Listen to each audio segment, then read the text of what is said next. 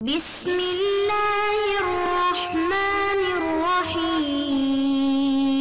السلام علیکم ورحمۃ اللہ وبرکاتہ۔ عزیز طلباء طالبات، تقابل ادیان و مذاہب کا سبق نمبر 46 آج ہم پڑھ رہے ہیں۔ اس سبق کا عنوان ہے زرتشت کے عقائد۔ آج کے اس سبق میں ہم یہ جانیں گے کہ زرتشت کے عقائد کیا کیا ہیں اور ان کی تفصیل دیکھیں گے کہ جیسے توحید ہے، رسالت ہے، اس سے متعلق زرتشت کا کیا تصور ہے، کیا اس عقیدے کو مانتے ہیں اور اگر مانتے ہیں تو کس حد تک مانتے ہیں۔ سب سے پہلے ایک بات اہم ہدایت سے، یعنی ایک نوٹس ٹائپ کی چیز کہ زرتشت کے عقائد سے متعلق زرتشت کے عقائد پر روشنی ڈالنے سے قبل اس بات کا سمجھ لینا ضروری ہے کہ زرتشتیت اور مجوسیت ابتداً دو الگ الگ مذاہب تھے، کیونکہ زرتشت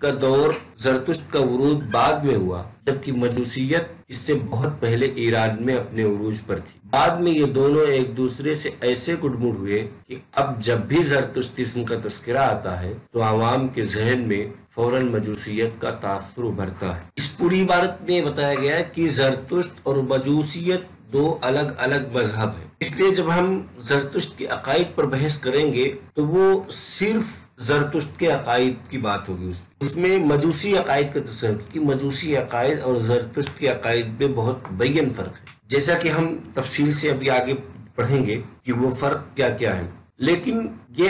اگرچہ دونوں الگ الگ تھے کہ مجوسیت، جیسا کہ ہم نے قدیم ایرانی تاریخ میں پڑھا کہ مجوسیت بہت پہلے تھی، زرتشت بعد میں آئے، لیکن زرتشت کے کچھ عرصے بعد یہ دونوں ایسے آپس میں گڈمڈ ہوئے کہ اب دونوں کو ایک سمجھا جاتا ہے، یعنی جب زرتشتیزم بولا جاتا ہے تو اس سے مجوس مراد ہوتا ہے، اور مجوس بولا جاتا ہے تو اس سے زرتشتیزم مراد ہوتا ہے۔ توحید، ماہرین تقابل ادیان نے لکھا ہے کہ دیکھا جائے تو ایک اعتبار سے زرتشت پکا موحد تھا، چنانچہ اس کی کتابوں میں اس کا یہ قول ملتا ہے، تو ہی خدا ہے، یہ میں جانتا ہوں اے قادر مطلق، تو ہی اول تھا جب زندگی نے۔ اس عبارت سے تو پتہ چلا کہ توحید زرتشت جو ہے پکا موحد تھا۔ صفات خداوندی، زرتشت کے عقیدے توحید کو اس بات سے بھی تقویت ملتی ہے کہ اس نے اللہ تعالیٰ کی جو صفات بیان کی ہیں وہ اسلامی تعلیمات سے ہرگز متصادم نہیں، چنانچہ زرتشت کا یہ قول منقول ہے کہ خدا ایک ہے، اس کا کوئی ہمسر نہیں، وہ آغاز و انجام، شریک، دشمن، دوست، ماں، بیوی، اولاد، جگہ، جسم اور رنگ و بو کے بغیر ہے، اسے آنکھیں پا سکتی ہیں اور نہ خیال کی گرفت میں لایا جا سکتا ہے، اس کی ہر صفت برتر ہے، وہ غیر فانی ہے، عقل کل ہے، وہ تمام زمین کی نعمتوں کا مالک ہے، وہ حقیقت اعلیٰ ہے۔ یہ ایک اقتباس ہے جو زرتشت کا قول ہے۔ اس اقتباس میں اللہ کی یہ صفت بیان کی گئی کہ اس کا کوئی ہمسر نہیں، وہ ماں، بیوی، اولاد، دوست، دشمن، جسم، رنگ، بو، ان سب چیزوں سے پاک، اس کو نہ کوئی آنکھ دیکھ سکتی ہے، نہ اس کو خیال میں لایا جا سکتا ہے، یعنی یہ کہ اس کے ایک جو انسان سوچتا ہے جس حساب سے اس انسان کا خیال اس کا احاطہ نہیں کر سکتا، اس کی ہر صفت برتر ہے، یعنی جو جیسا کہ قرآن میں ہے کہ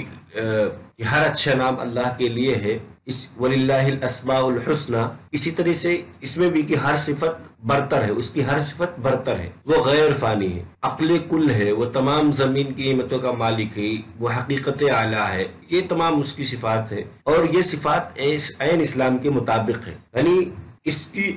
صفات خداوندی سے متعلق زرتشتیزم کا عقیدہ اور اس سے پہلے توحید کا عقیدہ، یہ دونوں اسلامی عقیدے سے ملتے ہیں۔ ملائکہ، فرشتوں سے، زرتشت کے نزدیک ملائکہ وہ خارجی ہستیاں ہیں جو ہماری روحانی اور جسمانی نشو و نما اور تربیت کے لیے پیدا کی گئی ہے، اور وہ خدا اور اس کے بندوں کے درمیان واسطے کا کام سر انجام دیتے ہیں۔ جنت و جہنم، جنت سے متعلق زرتشت کا قول ہے جب نیک آدمی جسم کو چھوڑتا ہے تو وہ بہشت میں پہنچ جاتا ہے، اور خدا بہشتیوں کو جسم عطا کرے گا، نہ تو وہ ریزہ ریزہ ہوگا اور نہ وہ پرانا ہوگا، اور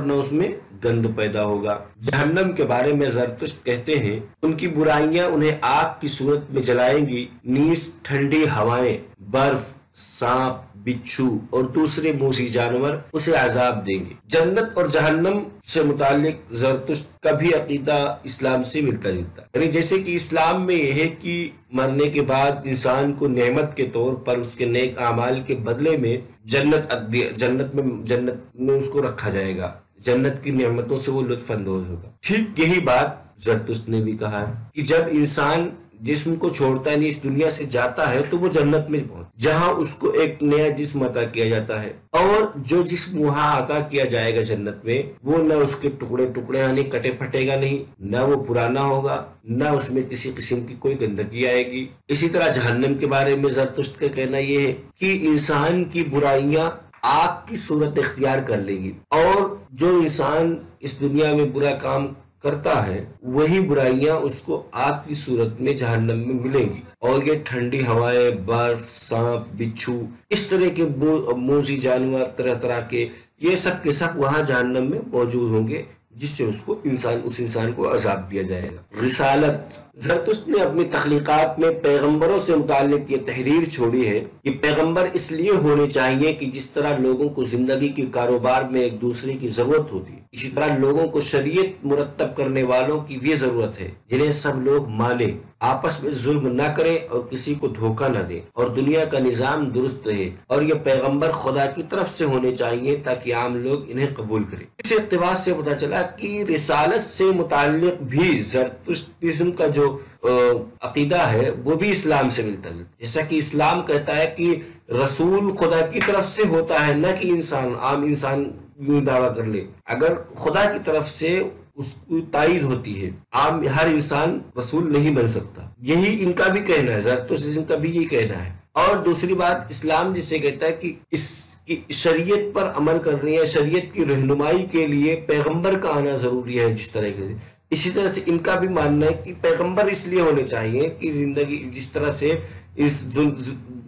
دنیاوی زندگی میں کاروبار میں انسان کو دوسروں کی ضرورت ہوتی ہے، اسی طرح شریعت پر عمل کرنے کے لیے بھی اسے کسی رہنما کی ضرورت ہوگی، وہ رہنما پیغمبر ہوگا۔ تخلیق کائنات، زرتشت کے مطابق تخلیق کائنات 6 ادوار میں ہوئی، اور خدا نے ترتیب وار آسمان، زمین، پانی، نباتات، حیوانات اور آخر میں انسان کو پیدا کیا۔ اسی طرح زرتشت نے یہ بھی لکھا ہے کہ تمام نسل انسانی کو ایک ہی جوڑے سے پیدا کیا گیا ہے، جس کا نام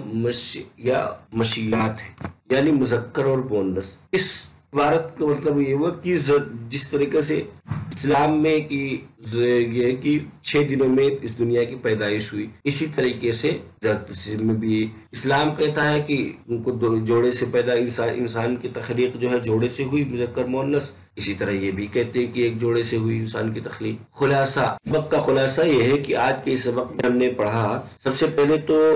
زرتشت کے عقائد پڑھنے سے پہلے ایک اہم ہدایت پڑھی ہم نے، اس میں یہ بتایا گیا کہ دونوں میں فرق، مجوسی اور زرتشتیزم میں فرق ہے، دونوں کے عقائد الگ الگ ہے، دونوں کو ایک مذہب نہ سمجھا جائے، حالانکہ اب جو ہے دونوں کو ایک مذہب سمجھا جاتا ہے، لیکن دونوں کے عقائد الگ الگ ہیں۔ پھر توحید سے متعلق زرتشتیزم کے تصور کو پڑھا کہ ان کا کیا کہنا ہے، پھر صفات خداوندی کے متعلق پڑھا، پھر ملائکہ سے متعلق پڑھا کہ ان کا کیا تصور ہے، پھر جنت و جہنم کے متعلق پڑھا، پھر رسالت کے بارے میں پڑھا، پھر سب سے آخر میں تخلیق کائنات سے متعلق پڑھا کہ تخلیقی کائنات سے متعلق ان کا